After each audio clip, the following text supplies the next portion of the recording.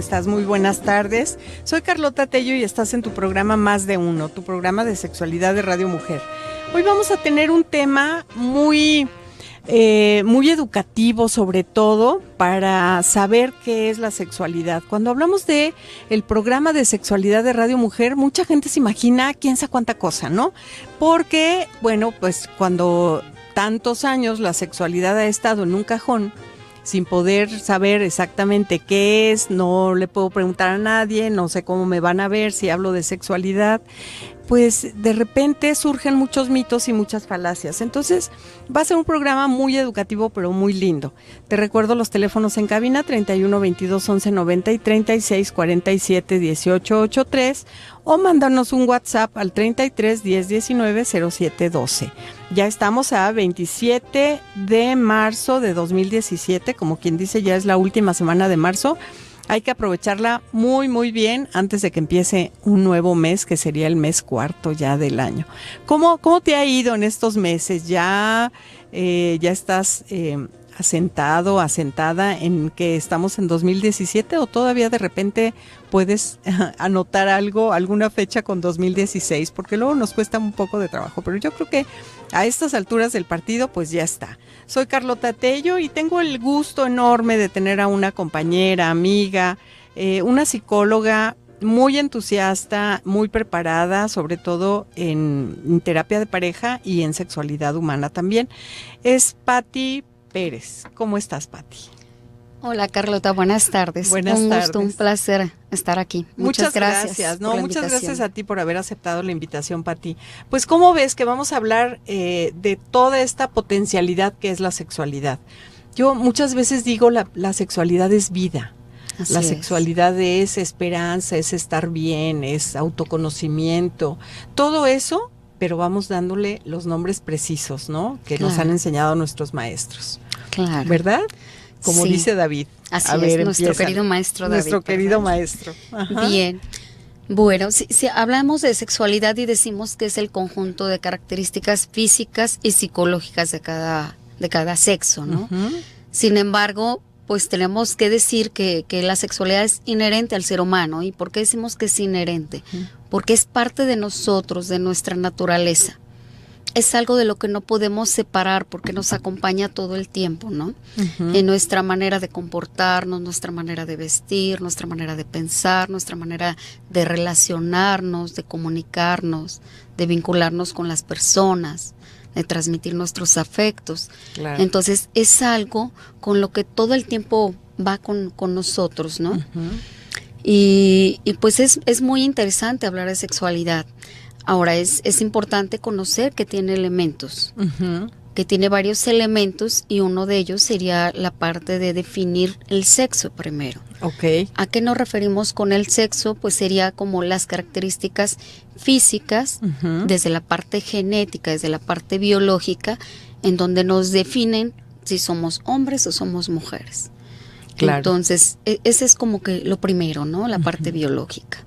Y esta parte es como muy chistoso que en cuanto nacemos, el doctor lo único que ve es la parte de los genitales, o el doctor o quien ayude en el nacimiento, pues. Y decía David el taxista, puede ser. Uh-huh, uh-huh, sí. Pero lo único que ve es, a ver, ¿tiene pene o tiene vulva? Así y entonces en ese momento se asigna pues toda una cultura de género, que ahorita vamos a ver lo que es el género, pero todo lo que se espera de ese niño o esa niña, ¿no? Claro. Es muy chistoso como en ocasiones, bueno, con alguna pequeña broma, ¿no? Un día me invitan a dar una conferencia, eran puros hombres. Entonces, no me acuerdo creo que iba a hablar yo del virus del papiloma o algo así, pero nada más con hombres. Tenía yo 62 hombres enfrente, ¿no? Y entonces les dije, qué gusto de estar aquí con ustedes, la mayoría son casados, qué padre. Yo creo que ustedes desde que nacieron, su mamá les fue enseñando cosas de la casa y así, y cuando se casaron, ustedes dijeron, qué bueno que aceptó casarse conmigo, porque de ahora en adelante le voy a hacer su comida favorita, le voy a tener la cama bien tendida, la casita muy limpia, porque bueno, eso es lo que se espera de ustedes, ¿verdad? Claro. Yo veía que los hombres cada vez iban abriendo más los ojos, así como diciendo, bueno, ¿qué le pasa, verdad? Entonces fue como cambiar las características de lo que se espera de una mujer a un hombre, y entonces ya uno que otro me empezó a decir, no es eso. ¿Cómo? Y yo todavía me hacía la sorprendida, ¿no? ¿Cómo? ¿No te enseñaron a tender bien la cama? O sea, ¿te puede regañar ella de vez en cuando porque la cama no está bien tendida o porque no hiciste bien la comida o porque se te quemó no sé qué? Claro. Y entonces pues fue muy chistoso, al final nos reímos porque les decía, eso exactamente es lo que se espera de las mujeres y lo que se espera de los hombres. Pero a veces cuando les dices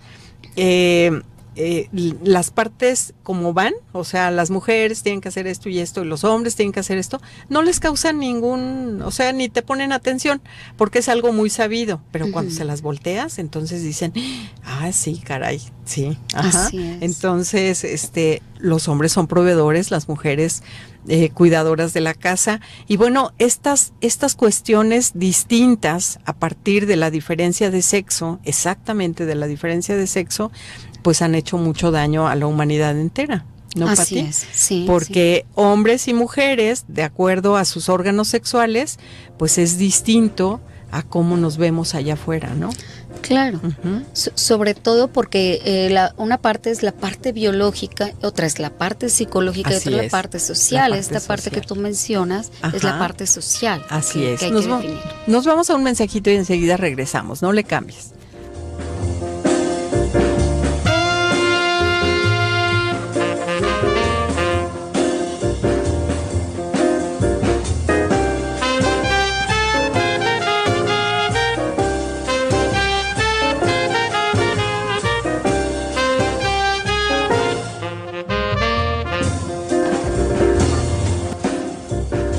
Estás en Radio Mujer 1040, el sexto sentido de la radio. Yo soy Carlota Tello y estamos platicando con la licenciada en psicología y maestra en terapia familiar, en terapia de pareja, Pati Pérez. Y estábamos hablando precisamente de los componentes de la sexualidad, que son potencialidades que están ahí presentes desde que un bebé nace, ¿cierto? Así es. Entonces, entre estas potencialidades, pues está este desarrollo del sexo, que el sexo tiene que ver con lo biológico, lo físico, lo genético, lo hormonal, ¿no? Lo psicológico. Y lo psicológico, ¿no? Las niñas y los niños.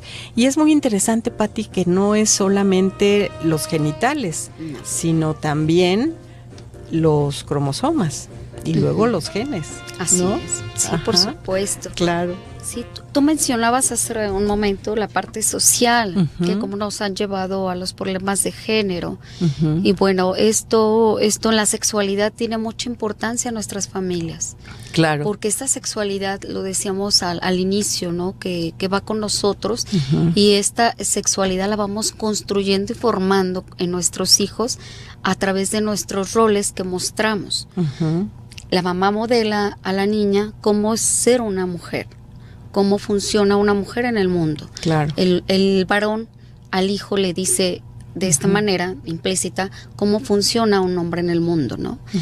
Y la pareja también nos modela cómo se vive en pareja, y es lo que vamos aprendiendo y nos va estableciendo como esos patrones de comportamiento, en donde de alguna manera decimos, bueno, como hijos, digamos que un muchacho puede ver a su padre y observar y darse cuenta de la autoestima que él tiene, cómo se percibe como hombre, cómo se vive como hombre, qué piensa acerca de ser hombre, acerca de ser un padre, un proveedor, de cómo se debe relacionar con los amigos, con las mujeres o con su propia pareja, ¿no? Y todo esto es parte de la formación y la construcción sexual y lo que les vamos a dejar a nuestros hijos. Así es, y es lo que dice y lo que no dice. Exacto. Sí. Ajá, la observación, hablamos. Exactamente, la observación de nuestros hijos a estas características de cómo vamos nosotros haciéndonos personas también, porque no dejamos de hacernos personas hasta que nos morimos.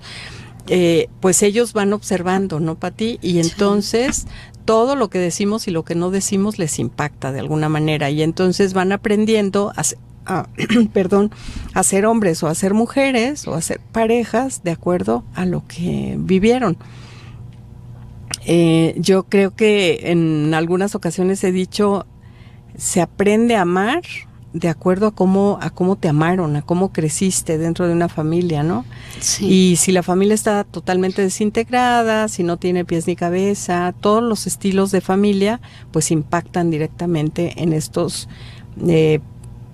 personitas que tienen toda la potencialidad, pero que todavía no despegan. Así es, sí, porque vamos aprendiendo cómo transmitir, cómo comunicar esos afectos, ¿no? Claro. Desde la parte verbal, la parte no verbal, la parte sexual, en la parte también en la parte erótica también en un futuro, en las parejas lo aprendemos también de lo que observamos, claro, ¿no? De lo que conocimos. Por claro, eso tan importante lo que vivimos en la familia y además en la parte de la educación sexual, tener la información y la formación, no solamente la información, sino esa parte de la formación en donde podamos hablar también de la responsabilidad, de la ética, de un buen uso de nuestra propia sexualidad. Sí, claro, de nuestra propia sexualidad y de nuestro propio cuerpo. Así es. El cuerpo está ahí y también la parte, pues el aparato psíquico dentro de ese cuerpo, en donde nos vamos formando mujeres o hombres, como ya dijimos, y esta sería la parte de género. Ajá. Cómo vamos adquiriendo creencias, costumbres, maneras de relacionarnos, como si fuera una metodología de cómo ser hombre o cómo ser mujer, ¿no? Sí. Y vemos a nuestros padres y a veces decimos, jamás voy a hacer lo que papá hace o jamás voy a hacer lo que mamá hace. Y es, al no aceptar eso con amor, pues se repiten los patrones, ¿no? Así es. Qué increíble nos es. damos cuenta, ¿no? Sí, claro. Estamos repitiendo exactamente lo que más nos chocaba o lo que más no queríamos repetir de nuestros padres. ¿Qué hay que hacer ahí? Bueno, pues aceptar, ¿no? Ninguna mamá ni ningún papá es perfecto. Todos estamos en proceso como personas. Sin embargo, pues aceptar que han hecho lo mejor que han podido y de ahí aceptar esto con amor y entonces tratar de construirnos a nosotros mismos, pero con una conciencia tremenda, que es lo que a veces nos hace falta. Y esta parte del género, Pati, pues es el sexo social, cómo somos los hombres y las mujeres en una cultura, y es algo, pues es una construcción social que va cambiando por la historia, por la geografía, ¿no? No es lo mismo ser mujeres aquí a la edad que tenemos tú y yo que ser mujeres en la India, por ejemplo, ¿no? Sí, no es muy o en diferente. Pakistán o en Sudáfrica. Es muy diferente. Entonces, ¿cómo es que se va construyendo el género de acuerdo a las costumbres, no? Sí, efectivamente. Esta parte de la identidad de género nos habla de cómo me identifico yo en esta parte psicológica también, ¿no? Si me identifico como un hombre o como una mujer. Así es. Y bueno, esto nos lleva a otros problemas en la sexualidad, porque entonces si hablamos de que en la parte del sexo puedo definirme como que soy una mujer, pero en la parte de identidad de género yo me vivo como un hombre, ahí empieza una situación diferente en nuestra sexualidad, ¿no? Claro. En donde a lo mejor habrá que trabajar en ello. Y es la parte que a veces dentro de la sociedad no comprendemos. ¿Qué le pasa a una persona si se ve como un hombre o como una mujer y su identidad es otra, ¿no? Es diferente. Porque se está identificando, se está viviendo muy contrariamente tal vez al sexo que le fue asignado, ¿no? Claro, y desde niños lo vemos, ¿no? Así es. Sí. Ya ves que desde los 3 años alguien puede tener una identidad de género, distinta a su identidad sexual, distinta a sus genitales e incluso distinta a sus cromosomas. Pero hay algo en ella que le dice que una vez escuché una conferencia de una de estas personas, de una mujer trans, y decía, pues es que es estar atrapada en un cuerpo de hombre, pero yo me siento, me vivo, me relaciono, etcétera, como mujer. Así es, ¿no? Sí, entonces, bueno, un proceso doloroso, pero que finalmente, pues actualmente hay muchas posibilidades también para que esta potencialidad de ser de un sexo distinto al sexo físico, pues pueda aflorar y puedan ser personas felices porque lo merecen como cualquiera de nosotros, ¿no? Sí, pero sí, qué difícil. Así es, Carlota, sí, tienes toda la razón. Ajá. Sí, por eso es muy importante que conozcamos más acerca de la sexualidad, que estemos más informados y que podamos orientar desde nuestra propia familia, si vemos o notamos desde el niño, ¿no? Que empezamos a darnos cuenta que a lo mejor tiene un rol de asignación femenino, pero se está identificando como a lo mejor como un niño, ¿no? Y entonces habrá que trabajar desde la niñez, porque todo esto es educación sexual en la niñez temprana. Claro. Y esto lo tenemos que ver desde como papás, ¿no? Con nuestros hijos, desde pequeños. Qué difícil es con los papás, Pati, porque no aceptan, no aceptan. No estamos hablando para nada de homosexualidad, déjenme decirles, todavía no entramos a ese tema. Estamos hablando de la asignación de género, de la identidad de género y de los roles de género. Sí. Ajá, entonces la homosexualidad es otra cosa, no se me vayan a confundir. Pero aún así, pues también esta parte es muy difícil porque los padres generalmente les cuesta mucho trabajo aceptar, ¿no? Cuando tenemos un niño o una niña, pues ya decimos, pues qué feliz, ¿no? Ese niño va a ser, le va a ir a las Chivas y va a ser jugador de fútbol y va a ser karateca y va a ser no sé cuánto, ¿no? Y las niñas, pues las educamos para que tengan un esposo, una casa, una profesión, etcétera, pero con roles muy asignados, aunque no lo digamos. Y cuando sucede lo contrario, cuando sucede que de repente la hija pues no acepta su rol femenino, sino más bien un rol masculino, pues cuesta mucho trabajo. Sí. Y toda esta situación de la sexualidad, todo este desconocimiento nos ha llevado a muchos problemas de género, ¿no? De relacionarnos entre hombres y mujeres. De marginación. De discriminación. De vulnerabilidad para estas personas que no entendemos. Entonces, yo ahí sí, pues es muy importante trabajar con todas las personas para que tengan una mente un poquito más abierta y sepan que esto no es, porque algunas personas incluso dicen, pervertidos o algo así. No es una cuestión de voluntad, no es que yo hoy amanezco con una identidad distinta, sino que es una cuestión que está en lo más profundo del ser y del aparato psíquico y no hay manera de ser de otra forma a menos que se viva una doble vida o una vida muy hipócrita. Nos vamos a un cortecito y enseguida regresamos.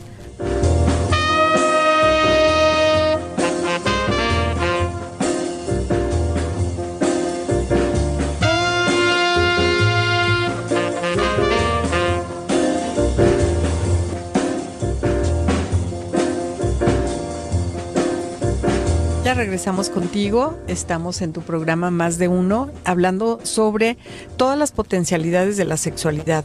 Y bueno, veíamos que aunque hombres y mujeres somos distintos, tenemos cerebros distintos, genitales distintos, cromosomas distintos, ambos somos personas y ambos deberíamos de tener todos los derechos, ¿no? Y todas las maneras de estar en este mundo de manera igualitaria. La igualdad sustantiva en este momento pues es algo que buscamos hombres y mujeres que estamos trabajando en estos ámbitos de la sexualidad y el género para que ya no haya más problemas hacia un sexo o hacia otro. Muchísimos años, muchos siglos, las mujeres estuvieron bajo el sometimiento masculino, no se les permitía ni ir a la universidad, solo estaban en la casa, solo en la parte interior de la casa, solo en lo doméstico, y los hombres en el exterior, ¿no? Haciendo las guerras, conquistando mundos, etcétera, siendo los reyes, los dirigentes de los países, etcétera. En este momento ya no. Tenemos grandes personalidades femeninas como fue Margaret Thatcher, como es Angela Merkel ahorita, como han sido otras que también están a cargo de una responsabilidad enorme de un país, por ejemplo, como Alemania, ¿no? Entonces, sí. Y demostrando que son íntegras, que somos seres pensantes en cualquier lugar donde estemos. Pero en México, pues esto todavía está un poquito o un muchito, me dirían mis amigas, pues desigual, ¿no? La desigualdad de género es tremenda y esto nos ha traído muchos problemas, Pati. Sí, sí, principalmente porque hemos estado bajo roles muy rígidos, ¿no? el hombre le ha costado como flexibilizarse en esa parte. Sí. Y entonces dice, no, yo soy hombre, y la mujer también dice, yo soy mujer, ¿no? Y entramos en esa lucha de géneros, cuando no tendríamos por qué, ¿no? Y esto trasciende a nuestra sexualidad de pareja también. Sí, claro. Entonces, afortunadamente hay cambios, y ahorita vemos que muchas parejas pues ya comparten esta parte de las funciones, ¿no? Que antes decían, no, ¿cómo voy a barrer si yo soy hombre? ¿Sí? Le toca a la mujer, o ¿cómo voy a cocinar? Sí, le toca a la mujer cocinar, claro. ¿no? Ahorita no, ahorita hay una participación mayor del hombre. Como que hay esa parte de conciencia en donde él está ya en una postura rígida, y entonces se abre a participar. Y entonces se da cuenta que barrer no lo hace menos hombre. Así es. Tal vez lo haga más hombre, ¿no? Sí, sí, claro. Tal vez lo haga más hombre. Sí. Entonces, esa parte de poder flexibilizarse un poco en la cuestión del rol sexual que tenemos como femenino, masculino, social. Porque claro. es un rol social, ¿no? Entonces, esto nos va a ayudar poco a poco a podernos entendernos mejor. Claro. Y a poder convivir en esta sociedad. Y de una mejor manera, como aceptándonos más, queriéndonos más, considerándonos más, ¿no? Sí, definitivamente. Esta persona que está junto a mí, pues es la persona más importante de mi vida. Sí. Entonces voy a tratar de hacerle la vida más fácil y viceversa. Cuando hay pleito entre los roles, pues entonces hay mucha destrucción de la pareja y por ende de la familia también. Sí. Y esta parte me gustó mucho que dijeras, el hombre que barre tal vez es más hombre, pues está tan seguro de su masculinidad que no tiene dudas de hacer cualquier cosa que haga falta porque trae la masculinidad bien puesta, entonces no hay problema. El machismo lo que ha hecho es mucha sumisión a las mujeres que no puedan, tengan que estar bajo la mesa. Sumisión quiere decir eso, estar bajo la mesa, y entonces los hombres tienen que estar demostrando todos los días su hombría. Entonces por eso el machismo, decimos las feministas, mata mujeres y mata hombres, porque también este rol de estar demostrando todo el tiempo que soy el fuerte, que soy el proveedor, que soy el que más sabe, que soy el que más puede, pues es un paquete enorme, enorme para los hombres. Entonces en ese sentido pues también es muy difícil vivir bajo el yugo machista. Sí, están Entonces, sufriendo por el nivel de sufriendo. exigencia, ¿no? De cumplir con todas esas expectativas sociales que se esperan de esos hombres. Exactamente, entonces es muy importante dejar atrás el machismo y empezar a vivir como verdaderas personas. Somos personas, todos los hombres y las mujeres, independientemente de a qué te dediques o qué hagas o qué no hagas. O sea, esa es la parte más linda. Y el feminismo, cuando empieza por allá por los finales de los 50s y los 60s, pues es un feminismo radical, es un feminismo donde las primeras compañeras feministas es normal que en la historia pase esto, después de tener a la mitad de la población como muy subyugada, muy sometida, muy controlada, pues en el momento que surge un movimiento de este tipo, pues se van hasta el otro extremo, ¿no? Y entonces las primeras feministas eran muy radicales, querían cambiar las cosas de un día para otro, y bueno, no era posible socialmente ni psicológicamente, porque acuérdense que lo social impacta también la parte psicológica de cada una de las personas. Entonces, poco a poco esto se fue equilibrando, y yo creo que en este momento es un feminismo muy saludable para todas y para todos. Y el feminismo, a veces asusta la palabra feminista, pero no es más que por desconocimiento, ¿no? Yo conozco, y tú también, muchísimos hombres feministas, muchas mujeres que somos feministas, y lo único que queremos es pues que todas las personas sean personas, que todas las personas tengan derechos, que en un país como el nuestro, que es un país libre, cualquiera de nosotros y nosotras podamos pensar, decir, decidir por nosotras mismas, porque somos seres completos, ¿no? Sí. Entonces, pues ese feminismo es pues una oportunidad maravillosa, ¿no? De hacernos personas. No, y para poder lograr un balance, ¿no? Porque esto en las parejas nos lleva a luchas de poder. Ajá, exacto. Entonces eso es muy importante trabajarlo en la parte social o en la sociedad, para que poco a poco en nuestras familias podamos ir mostrando patrones diferentes en la parte social, femenino, masculino, y entonces podamos formar mejores parejas con más entendimiento. ¿Sí? Y por ahí, digo, enfocándolo a la parte social, dicen, la ignorancia social genera ansiedad sexual y culpabilidad. Sí, claro. Entonces, entre más entendimiento tengamos de todo lo que conlleva nuestra sexualidad, en la parte psicológica, en la parte social, en la parte biológica, entonces podemos convivir y entendernos mejor como seres humanos. Claro, muy interesante. Y también, bueno, hay otra parte que, pues, hablando de sexo, luego de género, también está la parte de la reproductividad, ¿no? Así es. Que esta parte de la reproductividad, bueno, pues resulta que nos reproducimos a través de las relaciones sexuales, pero no solo a través de las relaciones sexuales, sino también está esta parte de paternidad y de maternidad que es llamada paternaje y maternaje, cuando no estoy criando hijos biológicos, sino de alguna manera, ya ves que hay un sobrino, un nieto, como que ejerces el rol, ¿no? Sí, estás es ejerciendo el rol del ser madre o el ser padre. Así es. Entonces, toda esa parte de la reproductividad también es muy interesante, Pati, y también está entrelazada con la parte de género y con la parte de sexo, obviamente, ¿no? Sí. Las 5 potencialidades que vamos a ver en este programa, pues están entrelazadas entre sí. Y nos falta también la parte de como fuente de placer, nuestra sexualidad, ¿no? La parte erótica, que es otro componente también de nuestra sexualidad. Claro. Entonces, en la parte de la reproductividad, yo creo que nos podemos quedar un poquito aquí porque por esta parte de género, en donde las niñas de repente se sienten como que no son verdaderamente libres, que quisieran ejercer una sexualidad desde muy pequeñas, porque ha bajado mucho el promedio de inicio de vida sexual en México y en Jalisco, ¿no?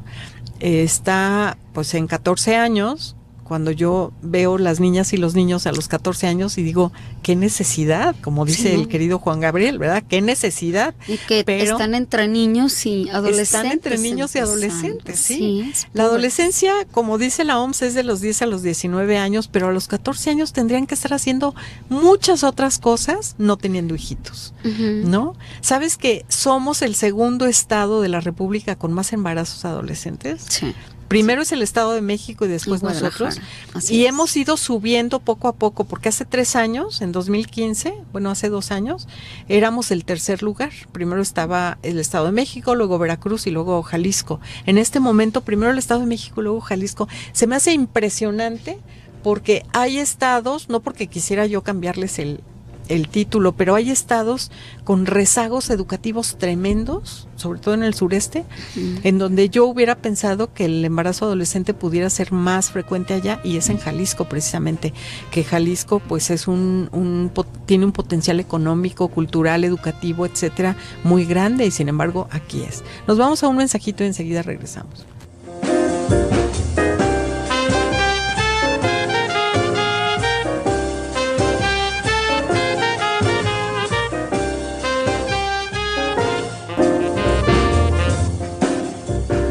Ya estamos en este último bloque del programa y estábamos hablando de los embarazos adolescentes que tienen que ver con la reproductividad, esta parte de la sexualidad, que es solo una parte, porque muchas personas de repente escuchamos la palabra sexo o sexualidad y entonces inmediatamente pensamos en genitales, en relaciones sexuales y a lo mejor en embarazo, ¿no?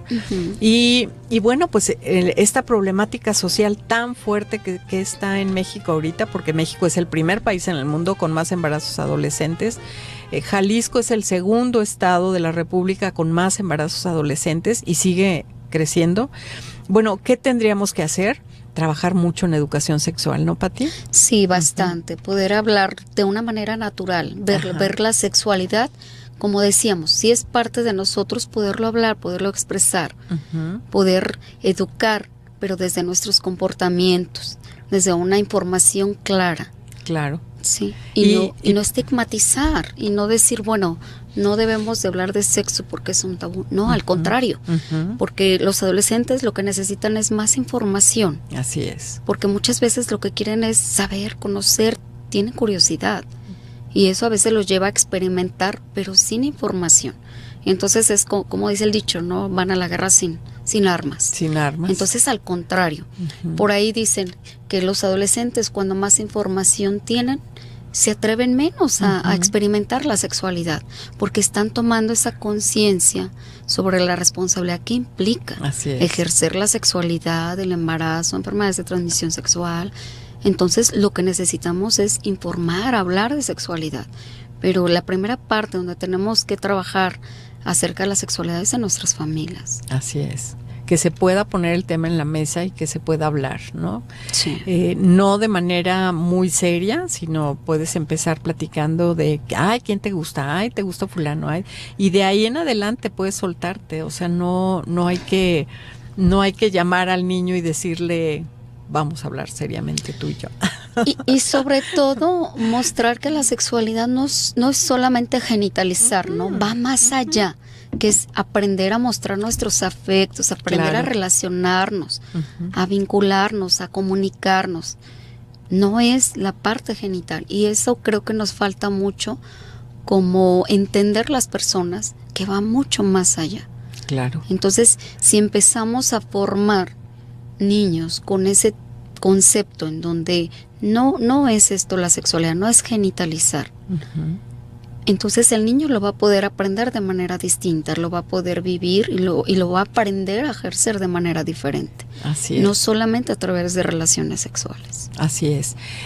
Nos faltan 2 potencialidades y ya casi se nos acaba el programa, Pati, pero rápidamente, el erotismo y el vínculo afectivo. A propósito, yo quise dejar el vínculo afectivo al final, como para darle más tiempo. Creo que no va a ser posible porque ya se nos está acabando el programa, pero el erotismo, que también está y es una potencialidad desde que nacemos, ¿no? Sí, o desde antes. Está presente desde antes de nacer, así es parte de nuestra vida y seguirá a lo largo de nuestra vida, ¿no? La sexualidad permanece durante toda la vida.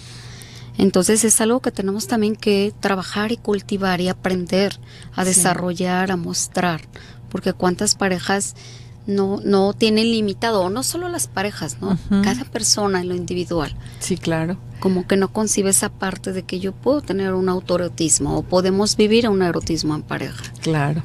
O vivir la vida con placer. Así es. También. También saber que la sexualidad también es una parte de que nos va a producir placer. Es una fuente de placer la sexualidad. Es una fuente de placer. Y la última está la parte de vinculación afectiva, porque, pues, ¿qué creen? Nos enamoramos y nos desenamoramos. Así es, sí. Sí, claro. Sí, porque a través de la sexualidad le comunico a la persona que me gusta, que me atrae, que siento pasión por ella o por él. Me siento deseado o deseada, me siento amada, me siento comunicada con la pareja. Claro. ¿Sí? En este intercambio profundo de afecto, de amor, del contacto físico, ¿no? Entonces, por supuesto que esto es primordial. Claro, el amor, ¿no? El amor como lo veíamos de Stenberg, ¿no? Esta parte ya de un amor más maduro, de un amor que me hace quedarme con esa persona, sabiendo que tiene defectos y virtudes, pero ahí me quiero quedar, ¿no? Con esta parte de responsabilidad, pero también como de voluntad, ¿no? Sí, del me quiero quedar, no me tengo que quedar. Exacto. ¿No? Esta parte del triángulo amoroso, ¿no? Del compromiso, del amor y la pasión. Así es. Esta parte del compromiso en donde me quiero quedar, no me tengo que quedar, pero a través de una reflexión, de esa clara conciencia de quiero permanecer aquí. Así es. Esa es la parte que yo creo que es como muy objetiva cuando quieres saber si estás enamorado o estás o amas ya con un amor verdadero y profundo y sobre todo maduro, ¿no? A mí me parece como muy real esta cuestión y como muy objetivable. Si te decía, cuando estás enamorado, bueno, pues quieres estar todo el día ahí, quieres hablarle todo el día, piensas en esa persona todo el tiempo, idealizas. Te llama y del corazón se te quiere salir del pecho, la idealizas, no le ves defectos, ¿no? Es esa parte de que decía Lacan, ¿no? Das todo lo que no tienes a quien no es. Así es. Y mostramos lo mejor de mí. Sí, claro, lo mejor y más allá, ¿no? Y después viene la desilusión. Sí, desilusión, porque entonces me quité la careta y entonces no era como decían. Ay, sí, claro. ¿Cuántas veces hemos escuchado en terapia?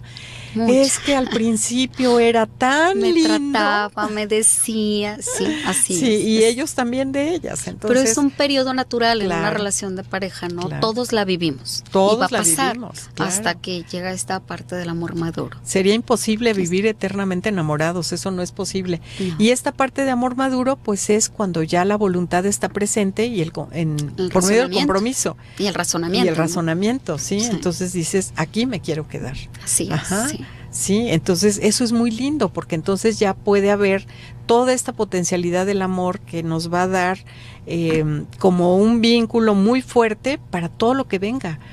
Porque la relación de pareja es lo más difícil que hay, no hay una relación tan difícil como esa. Y entonces tenemos que estar muy unidos, muy vinculados profundamente para lo que venga, porque van a venir muchas cosas. Sí. Esta vida no es fácil. Pero dicen que también es donde más podemos crecer en una relación de pareja.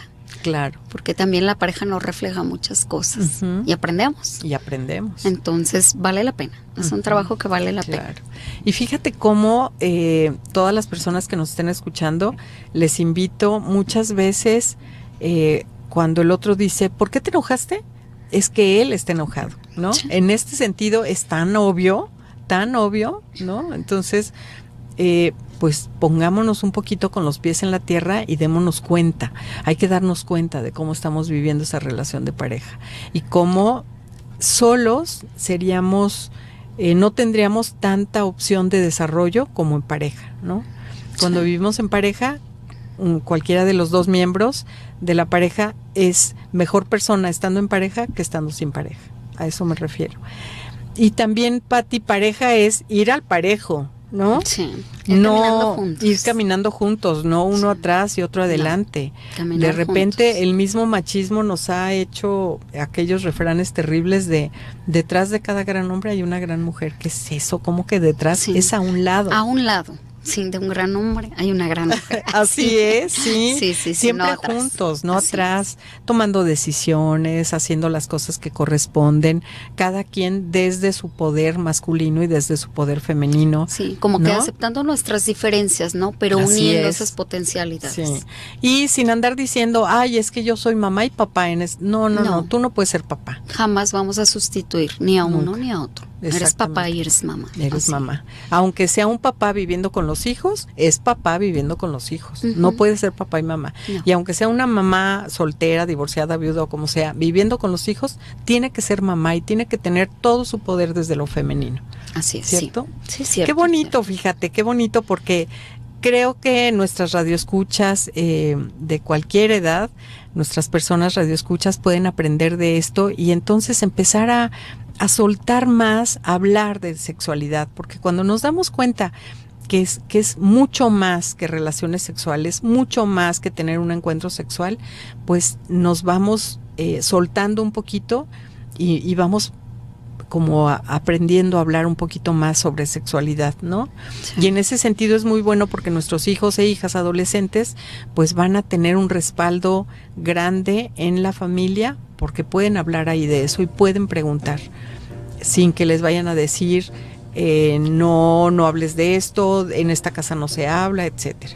Y sobre todo que van a tener la confianza y la libertad. Claro que sí. Pati, muchísimas gracias por haberme acompañado esta tarde en el programa. Gracias a ti, muchísimo. Carlota, gracias por la invitación, muchas gracias. Muchas gracias a ti que estuviste del otro lado del micrófono escuchándonos. Mañana en punto de las 7 volvemos a encontrarnos. Hasta luego. Hasta luego, gracias.